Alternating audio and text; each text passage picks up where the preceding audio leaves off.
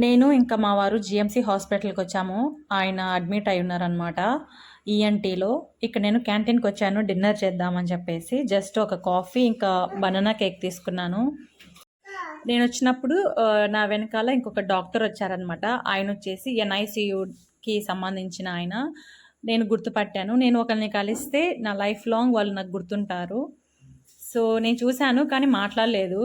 అంటే కొంచెం రెస్పెక్ట్ ఉంటది కదా డాక్టర్స్ అంటే. సో, అట్లాగా నేను మాట్లాడలేదనమాట. ఆయన నన్ను చూసి "మీరు ఒక పేషెంట్‌కి మదర్ కదా" అని అడిగారు.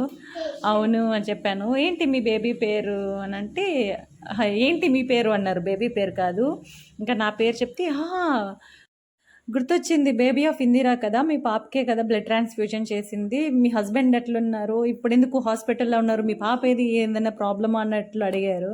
లేదు తను బావుంది. మేము మా హస్బెండ్ కోసమని వచ్చాము అని చెప్పాను. ఇంకా నాకు మీ వారు బాగా గుర్తున్నారు. ఎట్లున్నారు? ఏమైంది? ఎందుకొచ్చారు? అని చెప్పి అడిగితే ఇంకా డీటెయిల్స్ చెప్పాననమాట. ఇంక పాప గురించయితే అడిగారు. ఎట్లుంది? తన గ్రోత్ ఎట్లుంది?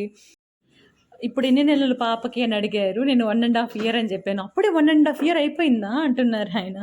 చాలా త్వరగా అయిపోతున్నాయి కదా రోజులైతే.